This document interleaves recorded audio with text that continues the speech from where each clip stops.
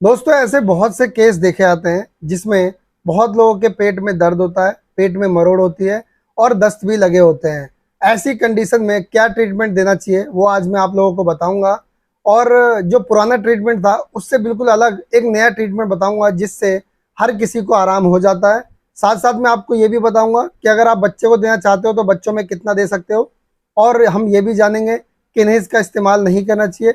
साथ साथ मैं आपको ये भी बताऊंगा इन दवाओं को कैसे इस्तेमाल करना होगा और इसमें कौन कौन सी दवाएं इस्तेमाल होंगी। तो अगर आप इस चैनल पर नए हो तो वीडियो कर लो लाइक, चैनल को कर लो सब्सक्राइब और बेल आइकन के बटन को प्रेस करके नोटिफिकेशन बेल को ऑल जरूर कर दें, ताकि जब भी मैं कोई नई वीडियो अपलोड करूं मेडिसिन से रिलेटेड या आपके हेल्थ से रिलेटेड तो वो आप तक नोटिफिकेशन के द्वारा जल्द पहुंच जाए।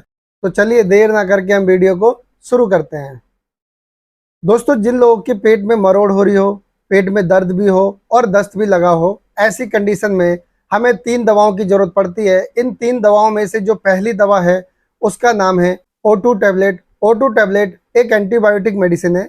इसका इस्तेमाल मुख्य रूप से पेट से जुड़ी प्रॉब्लम होने पर इसे दिया जाता है, यानी कि पेट के इन्फेक्शन के इलाज के लिए इसे यूज़ किया जाता है। यह एक पत्ते में 10 टैबलेट आती हैं। प्राइस इसका होता है लगभग 179 रुपये, यानी 179 रुपीज़ ओनली। कंपनी से बनाती है मेडले फार्मास्यूटिकल्स और कॉम्पोजिशन इसके अंदर होता है।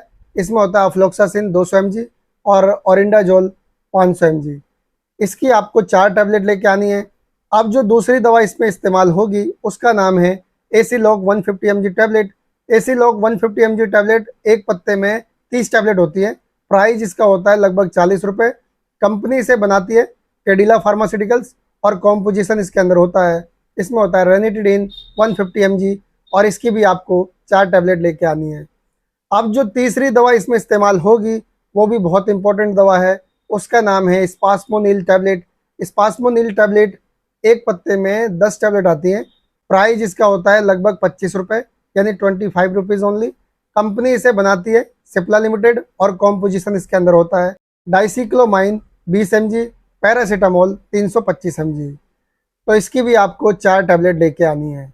अब मैं आपको बताता हूँ इसे यूज़ करने का सही तरीका। दोस्तों इन दवाओं को कैसे इस्तेमाल करना होता है। इन दवाओं को सब में से एक एक टैबलेट लेनी है आपको सुबह, एक एक टैबलेट लेनी है आपको शाम को खाना खाने के बाद। खाना जो खाना है आपको हल्का खाना खाना है, या तो आपको खिचड़ी खानी है या फिर आपको दलिया खाना है। यही आपको 1 से 2 दिन तक खाना है और आपकी जो प्रॉब्लम है ये पूरी तरीके से ठीक हो जाएगी। और अगर दोस्तों किसी को उल्टी हो रही हो और दस्त, मरोड़ और साथ साथ पेट में दर्द भी हो तो ऐसी कंडीशन में क्या करना चाहिए। दोस्तों ऐसी कंडीशन में आपको इमसेट टैबलेट लेके आनी है मेडिकल स्टोर से। इमसेट 4 mg में लेके आनी है और उसकी एक टैबलेट आपको लेनी है। इन दवाओं को खाने से आधे घंटे पहले, यानी कि खाना वाना खाने से आधे घंटे पहले आपको ये टैबलेट लेनी है।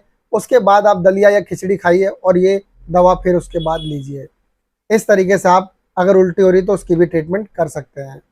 अब मैं आपको बताता हूँ कि अगर आप बच्चों को देना चाहते हो तो बच्चों में कैसे दे सकते हो। दोस्तों इसे आप 6 साल से 13 साल के बच्चों में आधी आधी टैबलेट के हिसाब से दे सकते हो, सुबह शाम, जैसे मैंने बताया था अभी पीछे।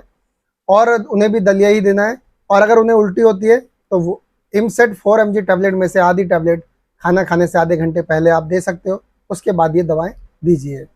इस तरीके से आप बच्चों में दे सकते हो। अब मैं आपको बताता हूँ किन्हें इसका उपयोग नहीं करना चाहिए। 5 साल से कम उम्र के बच्चे के लिए दवा नहीं है, उनके लिए सिरप आती है। आप कोई भी सिरप ले सकते हो, चाहे तो आप ओफ्लोमैक एम सिरप यूज़ कर सकते हो या फिर आप पावरजिल सिरप भी यूज़ कर सकते हो। इन पे मैंने वीडियो बना रखा है, आप चैनल पर विजिट करके देख सकते हो या फिर आई बटन पे जाके भी देख सकते हो। और आपको गर्भवती महिला को ये दवा नहीं देना है, इस बात का आपको ध्यान रखना है। चलिए अब मैं आपको बताता हूँ इससे होने वाले साइड इफेक्ट। दोस्तों नॉर्फ्लॉक्सटिजेड और सिप्लॉक्सटिजेड ये जो 2 दवाएं हैं ये बहुत ज़्यादा साइड इफेक्ट करती हैं। और ये जो मैं खुराक में जो दवा बता रहा हूँ आपको, ये दवा बिल्कुल भी नहीं करती है, ना के बराबर ही इसके साइड इफेक्ट देखे जाते हैं। लेकिन मैं फिर भी आपको बताना चाहूँगा क्योंकि किसी किसी को हो जाता है साइड इफेक्ट। तो अगर जब आप ये दवा लेते हो और लेने के बाद आपको उल्टी सा मन या उल्टी होने लगे तो समझ लीजिए आपको ये सूट नहीं हो रहा।